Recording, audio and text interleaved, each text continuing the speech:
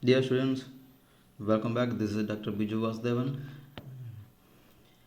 This is the video for Calculus 2, Math112, which deals with chapter 9.1 sequences. This is actually the part 1 of the video series of week 13. In this video, we will discuss about sequences.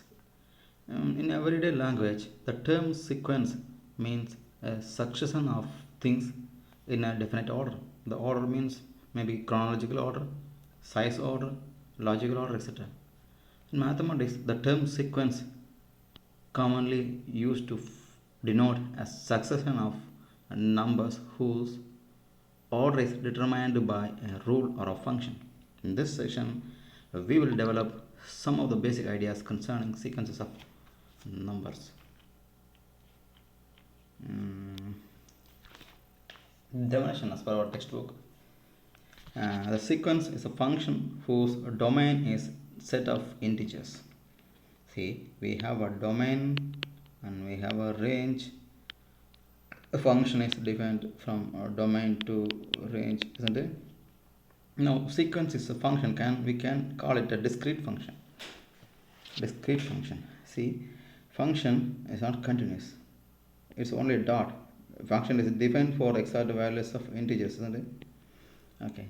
Function whose domain is set of integers. No, so obviously it is a discrete function because for only integer values you will find output, not for 1.1, 1.3, 1.4, not for the values between 1 and 2, isn't it?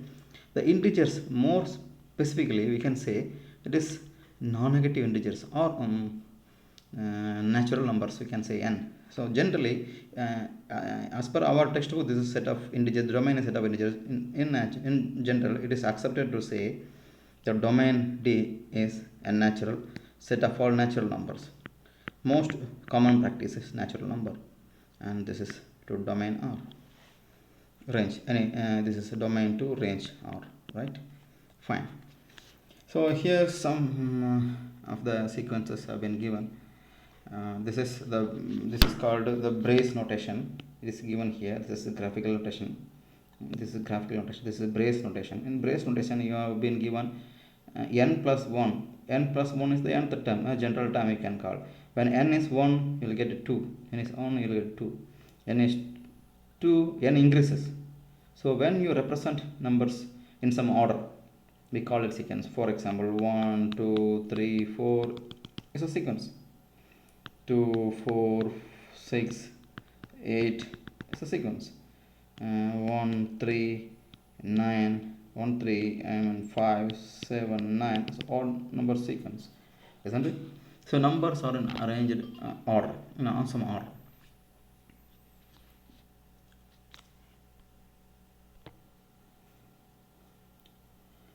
Here we call the first number as A1, second number as A2, third number as A3, and they follow a common pattern. So if you identify the common pattern, we can say what is the general term or nth term. Nth term is an. So when you use this kind of bracket with the nth term and stating that n is 1 to infinity, you say the sequence in brace form. Isn't it? Fine.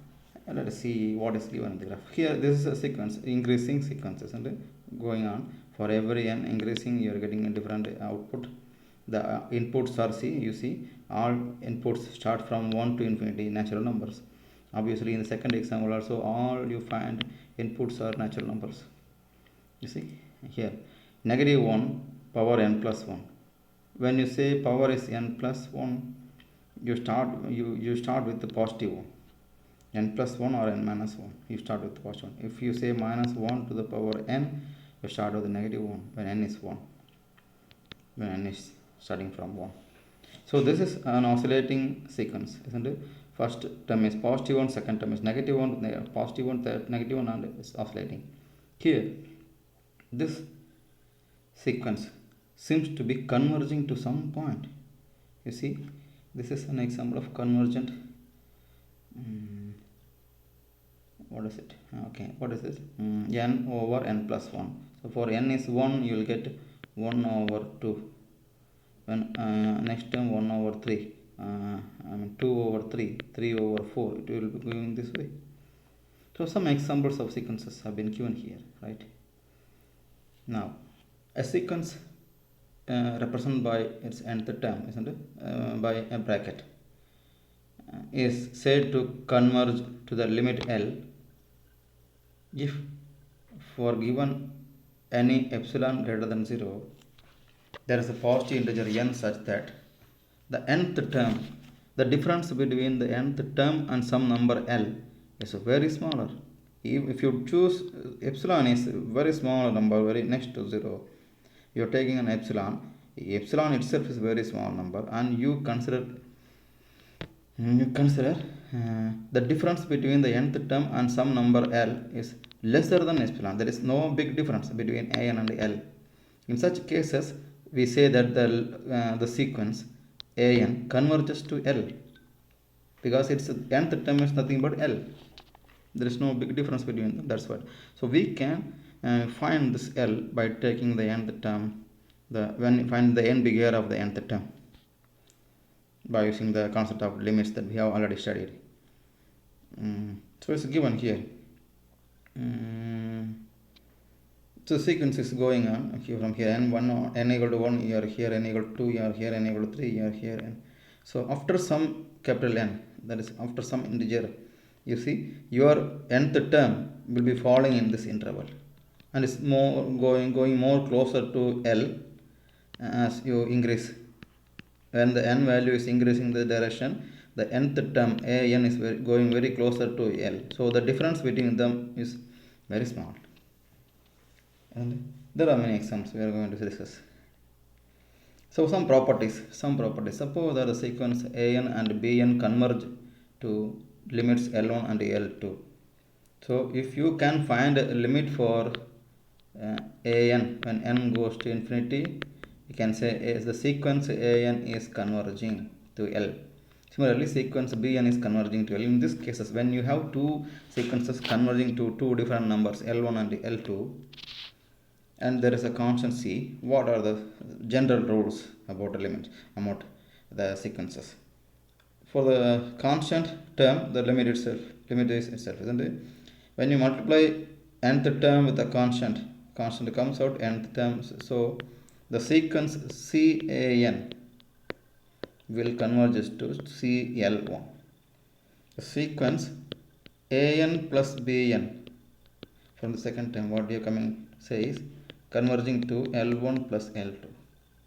So similarly, an minus bn converging to L1 minus L2. So when you convert them into sequence by using the nth term, used to write the sequence. Right? So the division, so you can find the converging point. The division is subject to the condition that the denominator is not equal to 0. That's also general rules. You can go through it. Here another information for us. What is given here? See an information. If the general term of a sequence is f of n, this is the general term of the sequence. Instead of writing an, we are writing it as f of n to represent a function, isn't it? Is corresponding when you replace n by x, f of x is a function.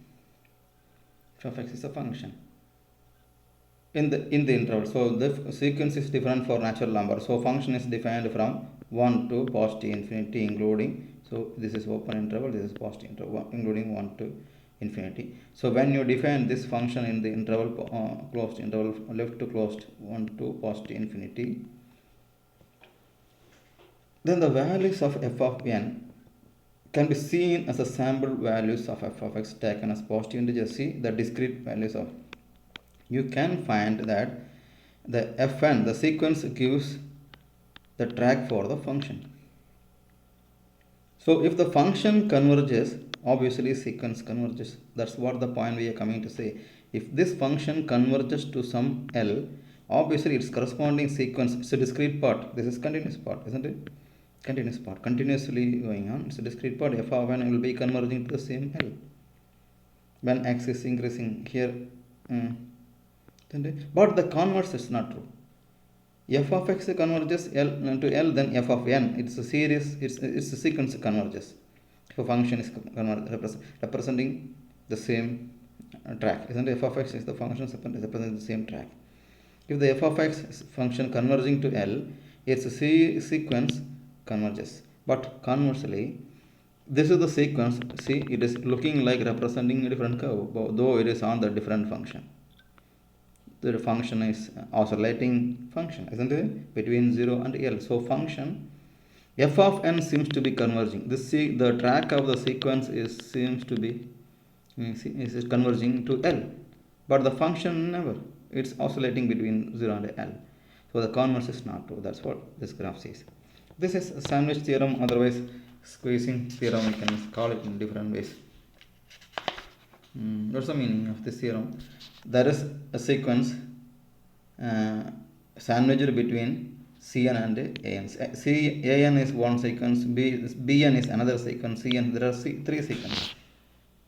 It's given that An is the nth term of this sequence, An is less than the nth term of the sequence Bn, less than or equal to the nth term of the sequence Cn. This is it. In this condition, if we know that Cn converges to one point L and An is also converging to a point L, obviously Bn has no other way converges to L. That's what given. An goes to L and Cn goes to L, then Bn goes to L. That is sequence. This is called squeezing theorem. I can read this one. Squeezing theorem again. A sequence converges to L if and only if the sequence of even number terms and odd number terms both. So, I mean, if you know A1, A2, A3, A4 going on to L, it is possible only when A1, A3, A5 are odd number terms. You can take them as separate series. A1, A3, A5 should have converged to L. Similarly, A2, A4, A6 at another series should have converged to L. It's a special case of the series, isn't it? Okay, I mean, this is a special case of the sequence. So, this is what given by this theorem 9.1.4 and 9.1.6 says, if the absolute value of the nth term is 0, obviously the nth term, the limit of nth term is 0. If I give you minus 1 to the power 1 over 2 to the power n, isn't it? Is from n minus 1, you can say minus 1 to the power n plus 1. This is n when n 1 to infinity. This is the nth term, which is negative, isn't it? There is a negative involved. So when you take absolute value of this an, this one is 1 over 2 to the power n. If this converges, obviously this term negative 1 to the power n plus 1 over to the power n will be converging to the same 0, isn't it? That's what the point. Here some recursively defined functions, I mean sequences have been given. N plus 1th term has been written as a combination of nth term and its previous terms, isn't it? So some examples we can go through it. Let's go to exercise set 9.1. What's the statement? Each part, find a formula for the general term. General term is the nth term, starting with n equal to 1, assuming that this is the term n equal to 1, n equal to 2, n equal to 3, n equal to 4, isn't it? 4 terms are there. So we want to find the general term. Just we want to identify the pattern of this sequence. So have a look at it. First term, when n is 1, the answer is 1.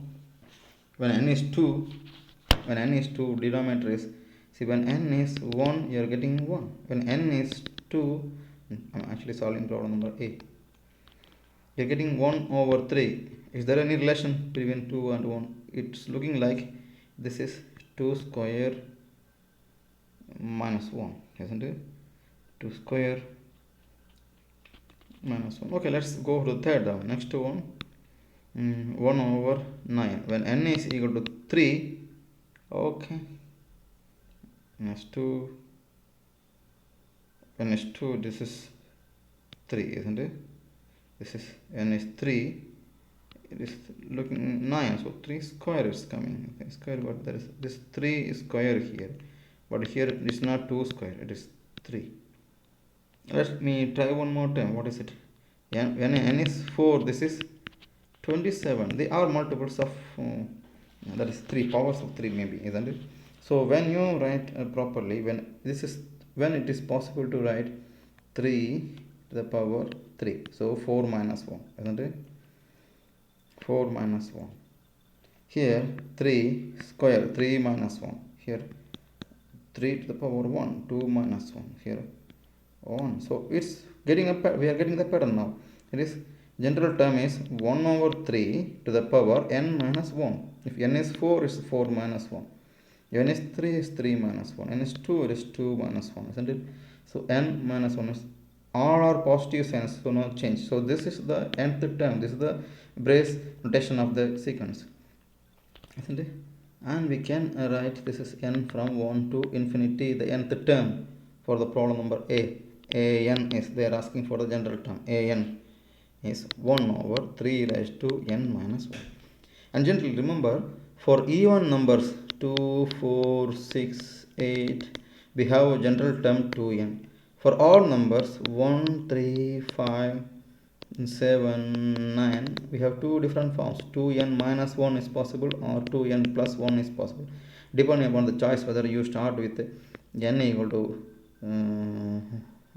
1 or n equal to 0. If n equal to 0, if you want to start with n equal to 0, you use this method. If you want to start with n equal to 1, you use, so obviously 2n minus 1 will be good because most of the time we start with n equal to 1. So let's go for problem number B.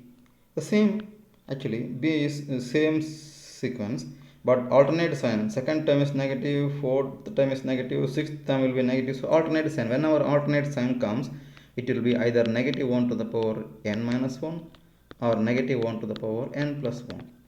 Isn't it? That's it. If you choose negative 1 to the power n, still you get alternative sign, but you start from the first, negative starts from the first term. When you start from n equal to 1, first term will be negative. But here second term will be negative. And fourth term, so either n minus 1 or n plus 1 can be chosen. Okay, B, let's write the same sequence for the case A. So it is 1 over 3 raised to n minus 1. And you know this is negative to the power n minus 1, or you can write n plus 1. Now let's see seriously what is C.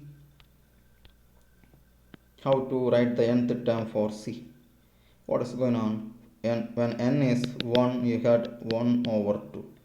When n is 2, you got 3 over 4. Can you guess the pattern? This is 2 power 1, 2 power 2 is going good. But the power, okay, let's see the denominators all even numbers. So when there are even numbers, the denominators going on the pattern of even numbers. So it's 2n. And the numerators are numbers. And obviously we start from n equal to 1. When n it is starting from n equal to 1, obviously even numbers or the representation of our numbers will be 2n minus 1. So that's it. There is no alternate sign. So obviously we got it. 2n minus 1 over 2n. And the final one, problem D, is left to you. Will you try? Obviously you can easily see 1 square, 2 square, 3 square, 4 square. Numerators are easy, n square. And the root of pi, it is nth root. What is the root? If this is 4 square, this is 4 plus 1. This is 3 square, this is 3 plus 1. This is 2 square, 3, so this is n plus 1th root. N plus 1th root. That is the general term, an. That is it. Okay. Let's go to next problem. Write out the first 4 terms. See, they are giving the general term. You have to start with the n equal to 0, not n equal to 1. Right? So when n is 1, so let's start problem number. Let's start it first. A. We are answering 3a. When n is 0, substitute here n equal to 0. Anything power 0 is 1, so 1 plus 1 is 2. When n is 1, we want 4 terms. So n is 0, 1, 2, 3. We need to use 4 values of n. N is 1, it will be negative 1. 1 minus 1 will be 0. Again n equal to 2, this will be positive 1, 2. N equal to 3, it is 0. So The 4 terms are 2 0 2 0. Done. Next B. Write out the first 4 terms of the sequence cosine n pi. Will you try? B. Cosine n pi. Just write. You remember cosine n pi is nothing but negative 1 to the power n. Isn't it? If n is odd number, it will be negative 1. If n is even number, it is positive 1. Cosine 0 is 1, isn't it? Cosine 1 times pi is negative 1. Cosine 2 times pi is positive 1. So either negative 1 or positive 1. So what do you get for the first term? So n is 0, 1. N is 1, negative 1. N is 2, positive 1. N is 3, negative 1. That's it. See, you try. Use these results in part A and part B to express the general term 4040 in two different ways starting with n. So both the sequences are starting from n equal to 0. So it's not an issue. How to express this one? We want to write 4 this sequence by using these two. This one plus 2 times this one is good, isn't it? Is it? 2 plus 2 times this series. This series is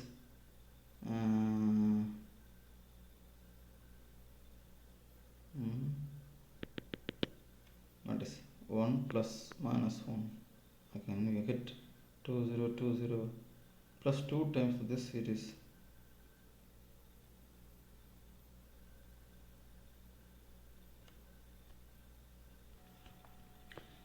It's obvious. Case A is 2 plus 2 times this one is negative 1 to the power n. So this is the expression first case 1. Or this one minus 1 to the power n can be written as 2 plus 2 cosine n pi. There are two ways. You can choose any one of them. And question number 3 in our count. Problem number 5 from the textbook.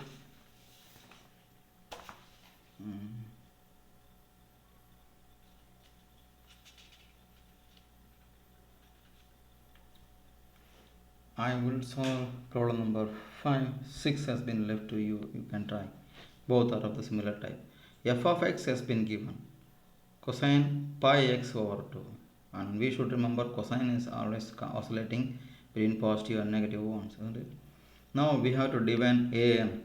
First problem number 5 is dealing with the an, problem 6 is dealing with the bn. I will do it for an, you try for bn. What is the nth term here? Nth term is f of 2n. In the f of x should be replaced by 2n, so it is f of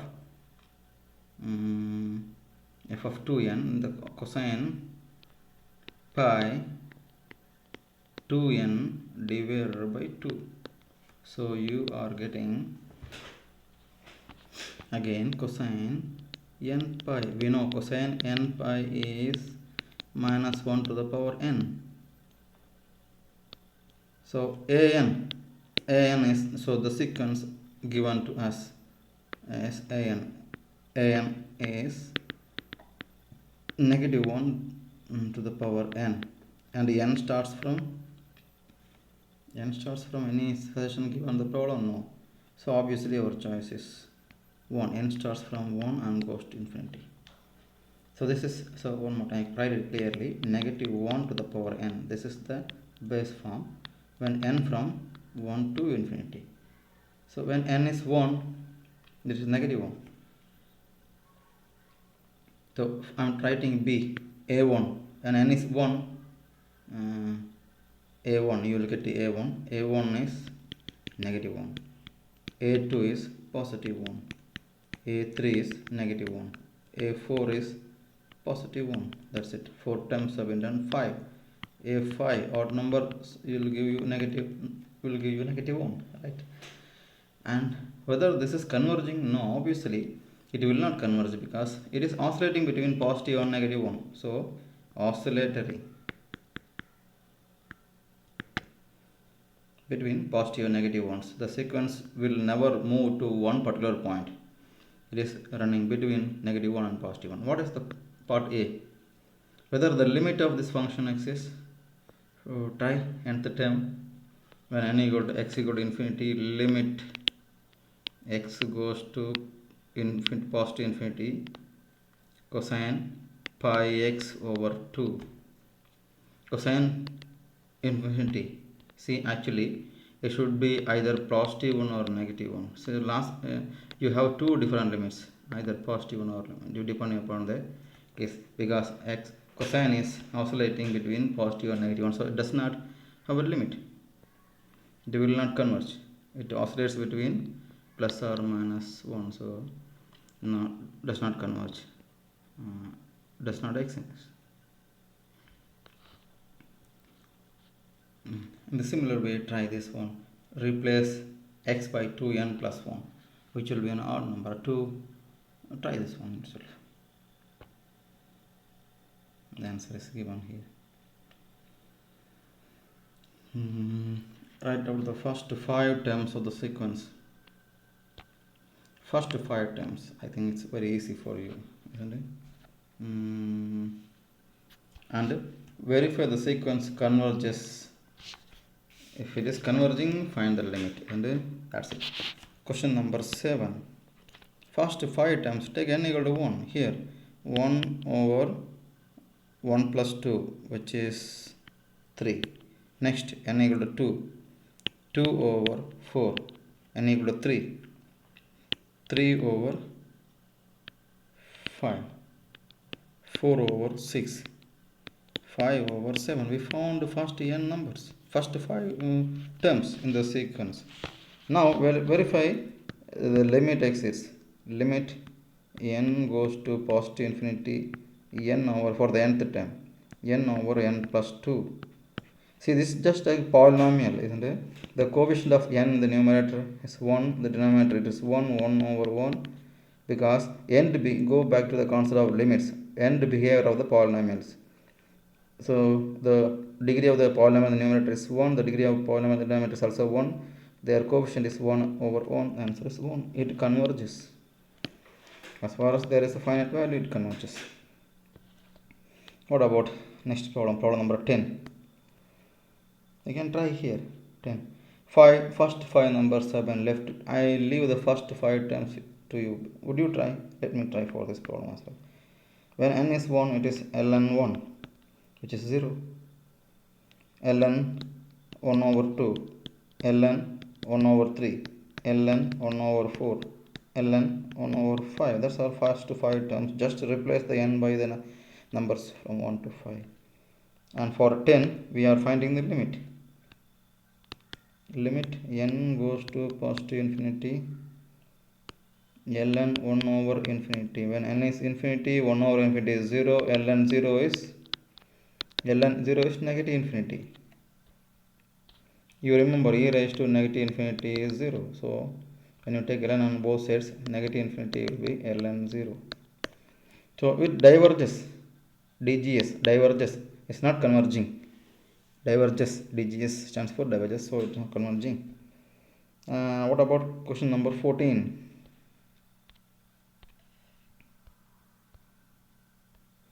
What about question number 14? Let's try. 1 over n square and negative 1 to the power n plus 1 says that answers, the terms are with alternative signs, isn't it? So what do you get? When n is 1, you will get square. First term is positive, 1 over 1 square is 1. Next term, negative 1 over 2 square is 4. Positive 1 over 3 square is 9. N is 4. Negative 1 over 16. N is 5. Positive 1 over 25. The first 5 times. See, negative 1 to the power n plus 1 or n minus 1 will give you alternative signs starting from the second term. Now find the limit. 1 over n square, obviously the absolute value, so the limit of the absolute value, n goes to positive infinity when absolute value of an, limit n goes to when you take absolute value, it is 1 over n square, so it will be 0. This implies that limit of n goes to positive infinity negative 1 to the power n plus 1 over n square is also 0. So it converges to 0. The sequence converges to 0. Refer the previous theorem for this statement, isn't it? Okay. Problem number 17. You try to find first 5 numbers. Substitute n equal to 1, n equal to 2, n equal to 3, n equal to 4, n equal to 5. You will get first 5 digits.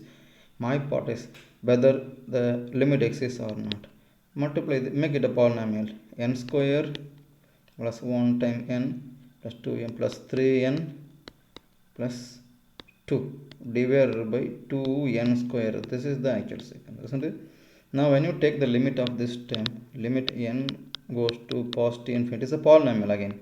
The constant of n behavior of the polynomial. N square plus 3n plus 2 divided by 2n square. The degree is n 2. So the coefficient is 1 over 1 and 2, 1 over 2. So it is converging. CGS stands for converging to some value which is 1 over 2. And problem number 19. Try to find the first 5 numbers by substituting n equal to 1, 2, 3, 4, 5, right? I will find the limit n approaches positive infinity n square e power minus n. When I substitute n equal to infinity, this will be infinity into e power minus n into 0. Indeterminate form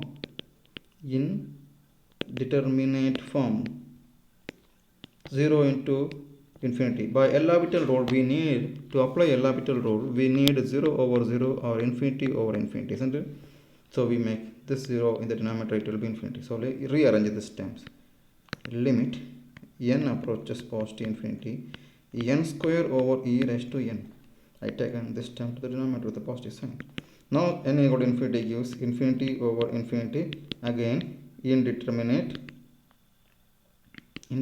form, but we got one of the forms. So now we can apply L'Hopital rule. Differentiate with respect to n separately.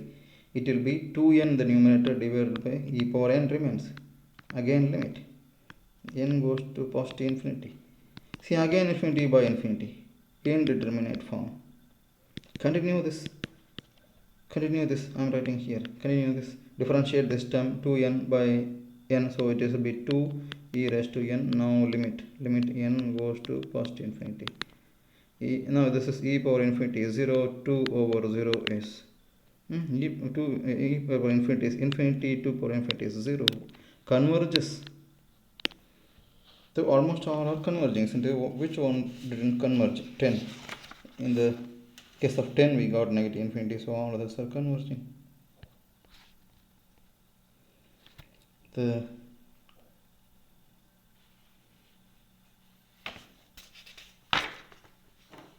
Find the general term for the sequence. You have to identify general term. That is the important case. Starting with, so we are assuming everything is starting from n is 1. Determine whether the sequence converges. If so, find again we have to find the nth term and then find its limit.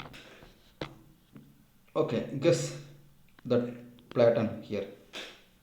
Problem number 24.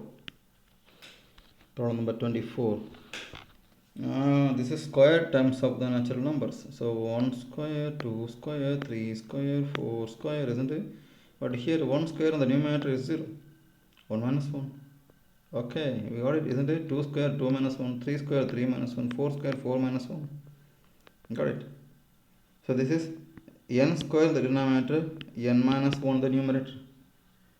This is the nth term an. Now find its limit. N goes to positive infinity.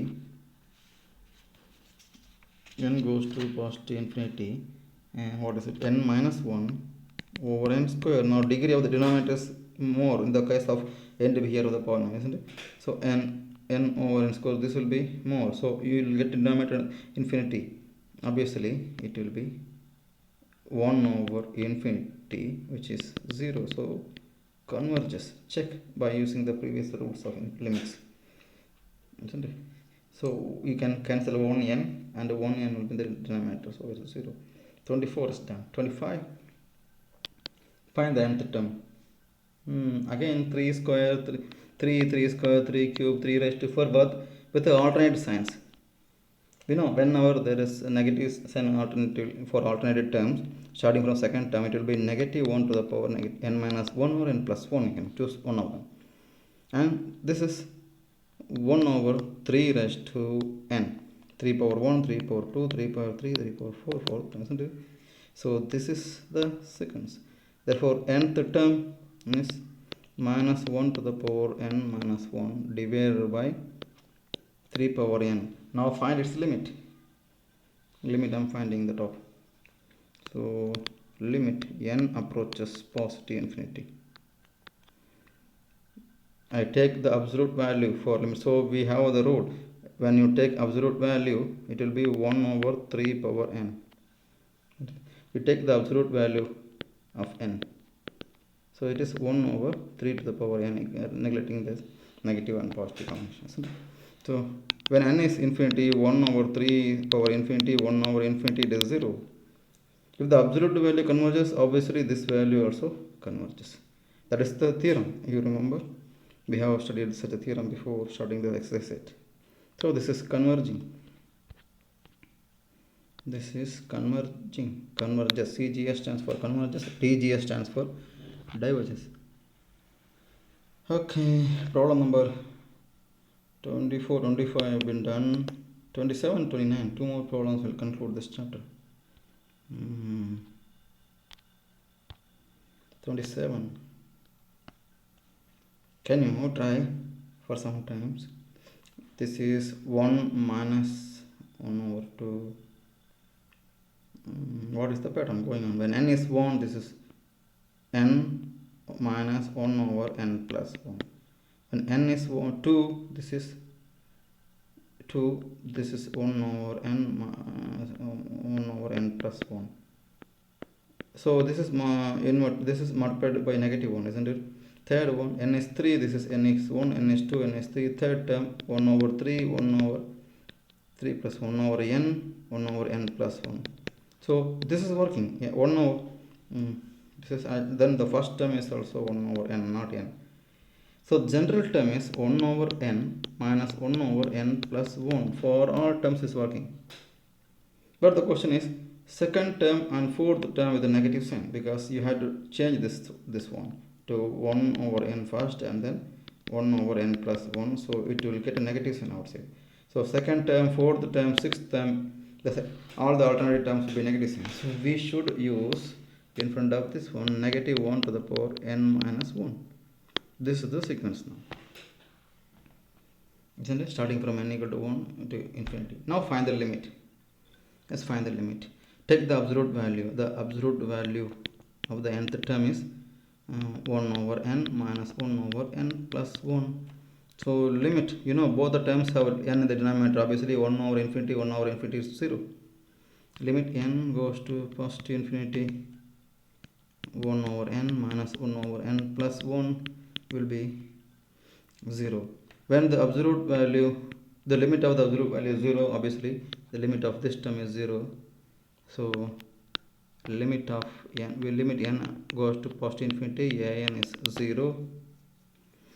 Therefore we get it is converging. Where it is converging to is 0. Converges to 0. Almost all the problems we found converging to 0. 29. What is going on 29? How do you find the nth term? It is quite easy. Check.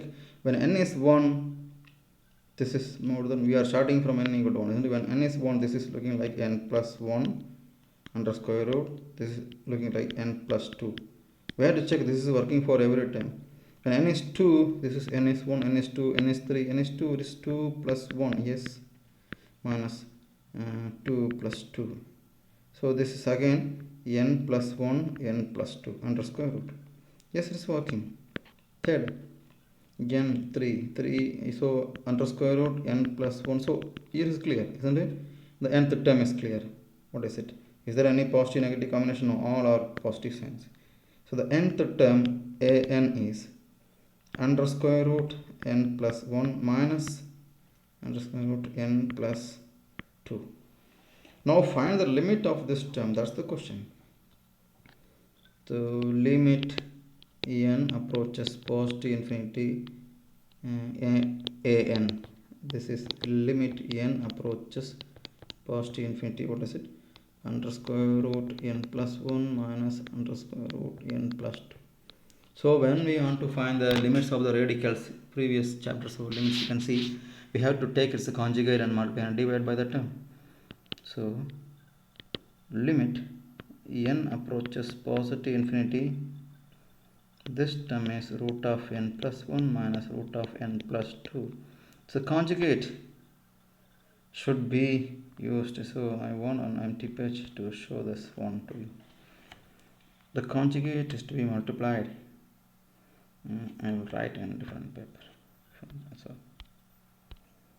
I am writing this one limit. Now we know the nth term. Limit n goes to positive infinity under square root n plus 1 minus n plus 2. So the conjugate is root of n plus 1 minus root of n plus 2. So this is plus divided by root of n plus 1 plus root of n plus 2. And of course you will get n is going to infinity. And this is a minus b, and this is a plus b, which is a square minus b square. So our square root will be cancelled. It will be n plus 1 minus n plus 2 in the numerator. The denominator, this radical will come root of n plus 1 plus square root of n plus 2. The numerator, you see, n and n will be cancelled. 1 and minus 2. So the answer in the numerator is limit n approaches positive infinity negative 1 over under square root n plus 1 plus under square root n plus 2. So n goes to infinity in the denominator. So infinity plus infinity, it is 0. Converges to 0 all the times. That's the end of this chapter, and the next chapter, infinity series, will be in the next video. Thank you very much.